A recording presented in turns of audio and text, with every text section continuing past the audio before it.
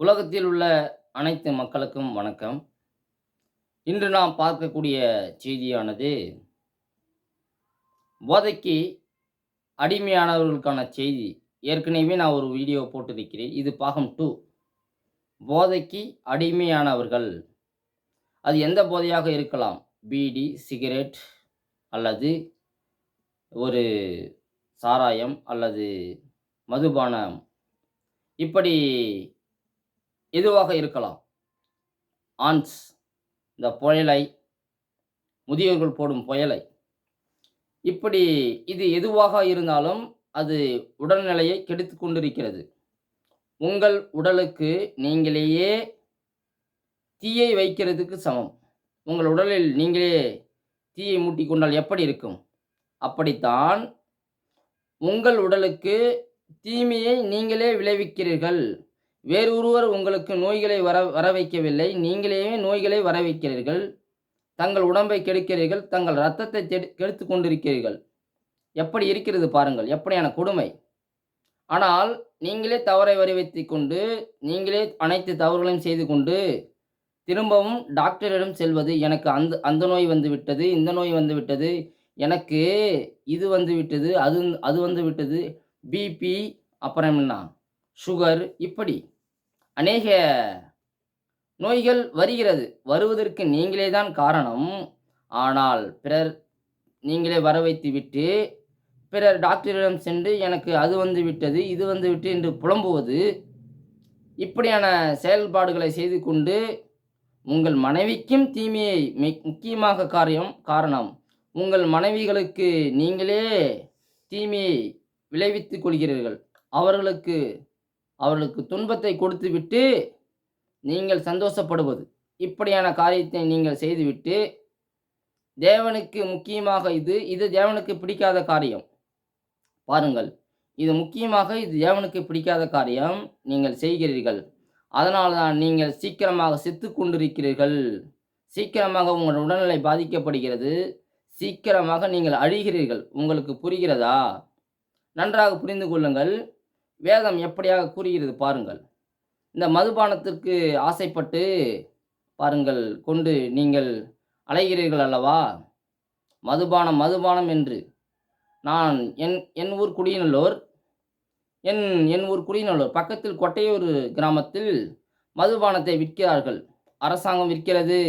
அரசாங்கம் நமக்கு நன்மை செய்யவில்லை. மக்களே, புரிந்து கொள்ளுங்கள். அரசாங்கம் நமக்கு தீமை மட்டுமே செய்து கொண்டிருக்கிறது. ஏனென்றால் மனிதன் அழிவதை அரசாங்கம் வேடிக்கை பார்க்கிறது. மனிதன் கெட்ட வழியில் போவதற்கு துணை செய்கிறது. உங்களுக்கு புரிகிறதா? மக்களுக்கு நன்மை செய்யவில்லை. மக்களே, புரிந்து கொள்ளுங்கள். மக்களுக்கு அரசாங்கமானது நன்மை செய்யவில்லை. மாறாக உலகத்தில் உள்ள எந்த அரசாங்கமும் மதுபானத்தை விற்கிறது என்றால் அது தீமையான அரசாங்கம், அது நல்ல அரசாங்கம் கிடையாது. ஏனென்றால் ஒரு அரசாங்கமானது மக்களுக்கு நன்மையை மட்டுமே செய்ய வேண்டும். அதுதான் ஒரு அற்புதமான அரசாங்கம், அற்புதமான ஒரு அரசு, அற்புதமான ஒரு நாடு. புரிகிறதா? இப்படி இருக்க மக்களுக்கு தீமை செய்கிற ஒரு நாடு எப்படி நல்ல நாடாக இருக்கும்? இந்திய நாடு மட்டுமல்ல, உலகத்தில் உள்ள எந்த நாடாக இருந்தாலும் மக்களை கெடுத்து கொண்டிருக்கிற நாடு அது நல்ல நாடு கிடையாது. ஒரு அரசாங்கம் என்பது, ஒரு அரசு என்பது மக்களுக்கு நல்வழியை நடத்த வேண்டும், நல்லதை சொல்ல வேண்டும், நல்லதை மட்டுமே சொல்ல வேண்டும் என்று தேவன் சொல்கிறார். ஆனால் மாறாக அரசாங்கம், ஒரு நாட்டை வழிநடத்துகின்ற தலைவர் மக்களுக்கு நல்லதை மட்டுமே தானே போதிக்க வேண்டும். மாறாக ஒரு தீமை செய்தாலும் அவர் நல்ல முறையில் பயங்கரமாக அவருக்கு தீமை நடக்கும். அது எவராக இருந்தாலும் சரிதான். மாறாக நீங்கள் புரிந்து கொள்ளுங்கள் மக்களே, ஒரு அரசு மக்களுக்கு நன்மையை மட்டும்தான் செய்ய வேண்டும். அதுதான் ஒரு நல்ல அரசு, நல்ல அரசாங்கம், ஒரு நல்ல நாடு. ஆனால் உலகத்தில் உள்ள அனைத்து நாட்டிலும் எங்கெங்கே மதுபானத்தை விற்கிறார்களோ, எங்கெங்கே மக்களை கெடுக்கக்கூடிய ஒரு பொருள்களை விற்கிறார்களோ, அது நல்ல நாடு கிடையாது. நீங்கள் உணர்ந்து கொள்ளுங்கள். உங்களை கெடுக்கிறார்கள், உங்களை நல்ல வழியில் வழிநடத்தவில்லை. நீங்கள் உணர்ந்து கொள்ள வேண்டும். தேவன் உங்களை உணர்த்துகிறார். நீங்கள் அதை கேட்டு உணர வேண்டும். இதையும் நீங்கள் ஏனோதானமாக எடுத்துக்கொண்டு நீங்கள் செய்தால், திரும்ப திரும்ப தவறு செய்தால், தேவன் உங்களை வச்சு செய்வார். அப்ப நீங்கள் வேதனையை மட்டுமே அடைவீர்கள். துன்பத்தை மட்டுமே அடைவீர்கள். நீங்கள் உணர்ந்து கொள்ளுங்கள், நான் உங்களிடம் பொய் கூறவில்லை. நீங்கள் உணர்ந்து கொண்டு நல்வழியில் நடந்தால் தேவன் உங்களை நல்வழியில் நடத்துவார். இல்லை என்றால் நீங்கள் சீக்கிரமாக இறப்பீர்கள், சீக்கிரமாக செத்து போவீர்கள், சீக்கிரமாக உங்களுக்கு நோய்கள் வரும், சீக்கிரமாக உங்கள் கண்கள் அழிந்துவிடும், உங்கள் கால்கள் நுண்டியாகிவிடும், உங்கள் கைகள் முடமாகிவிடும். உணர்ந்து கொள்ளுங்கள், நான் உங்களிடத்தில் பொய் கூறவில்லை. தேவன் சொன்னதை அப்படியே வெளிப்படுத்துகிறேன். நீங்கள் நினைக்கலாம், இவன் என்னடா பைத்தியக்காரனா இருப்பானோ, தேவன் தேவன் என்று புலம்புகிறான் என்று நீங்கள் நினைக்கலாம். நிச்சயமாக நான் உங்களிடத்தில் உண்மையை கூறுகிறேன், உண்மையை வெளிப்படையாக சொல்லுகிறேன். நீங்கள் உணர்ந்து தெளிவடைந்து நீங்கள் திருந்தாவிட்டால் நிச்சயமாகவே தண்டனை பயங்கரமாக கிடைக்கும். இது சும்மா தண்டனை. இந்த தண்டனையாகுது சும்மா. உணர்ந்து கொள்ளுங்கள். உங்களுக்கு மேலோகத்தில் ஒரு தண்டனை இருக்கிறது. மேலோகத்தில் ஒரு நிச்சய தண்டனை இருக்கிறது. நீங்கள் நெருப்பிலே வெந்து கொண்டுதான் இருப்பீர்கள். நெருப்பிலே வெந்து கொண்டுதான் இருப்பீர்கள், ஆனால் சாக மாட்டீர்கள். எப்படியான தண்டனை? தொடர்ந்து வெந்து கொண்டிருந்தால் எப்படி இருக்கும் உங்களுக்கு? பாருங்கள், உணர்ந்து கொள்ளுங்கள். உணராவிட்டால் நான் என்ன செய்வது? நான் சொல்லதான் முடியும். நானா அந்த செயலை செய்வது? ஒவ்வொரு மனிதரும் நீங்கள் தான் செய்ய வேண்டும். நீங்கள் தானே திருந்த வேண்டும். திருந்தாவிட்டால் நிச்சயமாகவே தண்டனை பகிரங்கமாக இருக்கும்.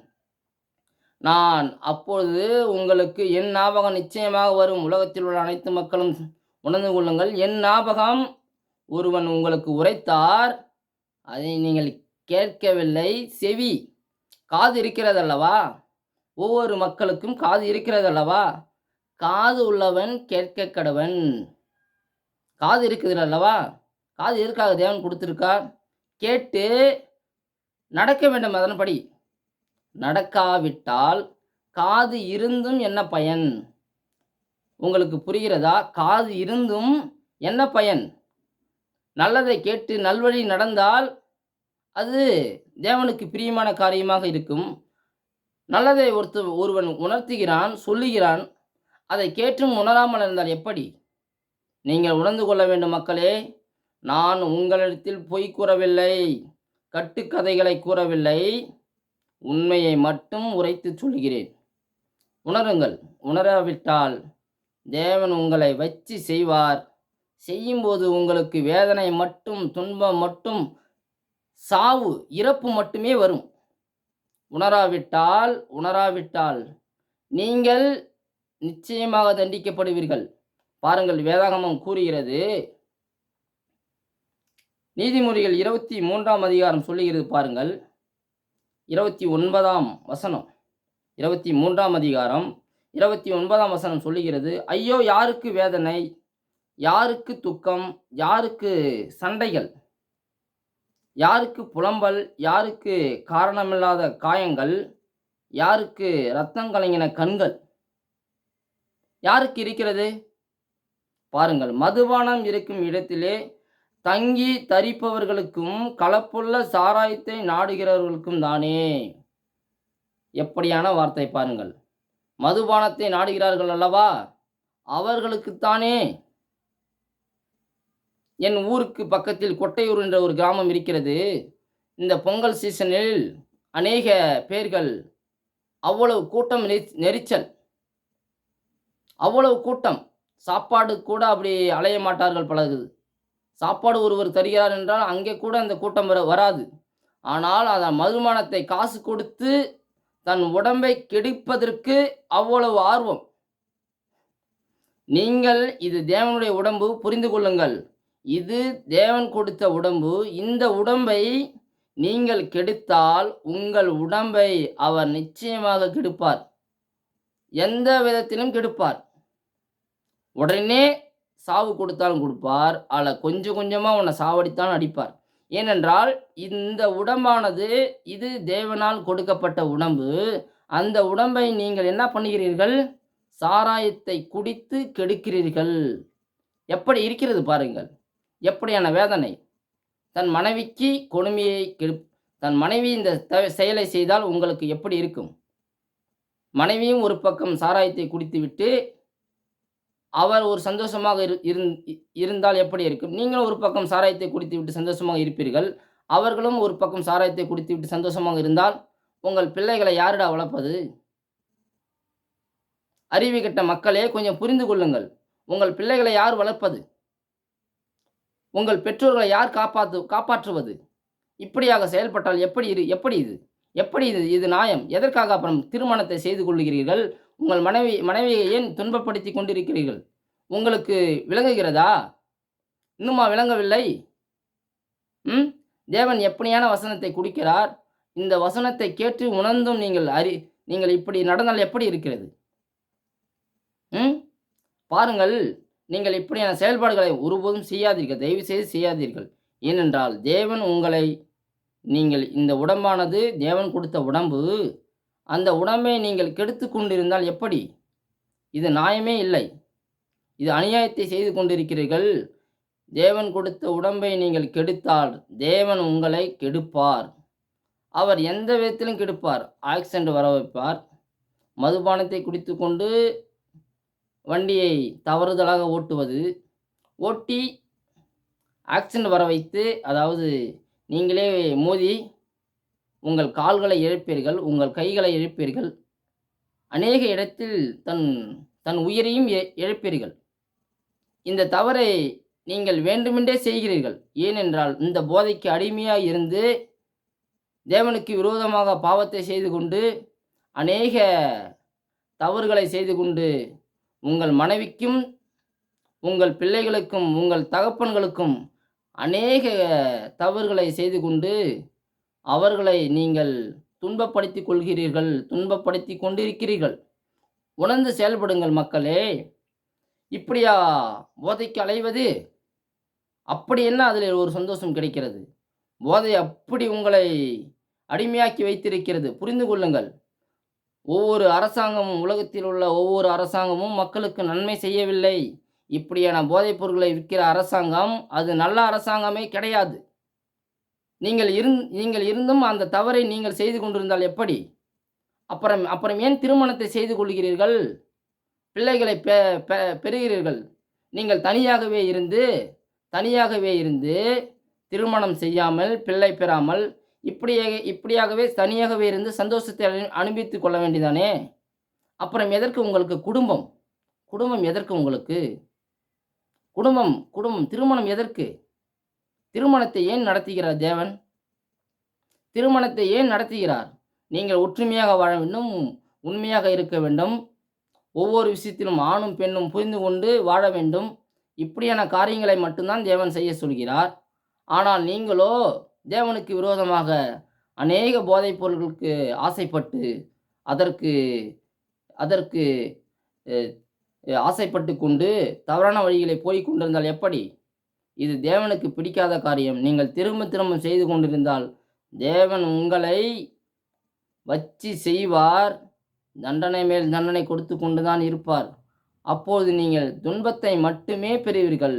இன்பம் உங்களுக்கு ஒன்றும் கிடைக்காது. பார்த்து கொள்ளுங்கள். மதுபானம்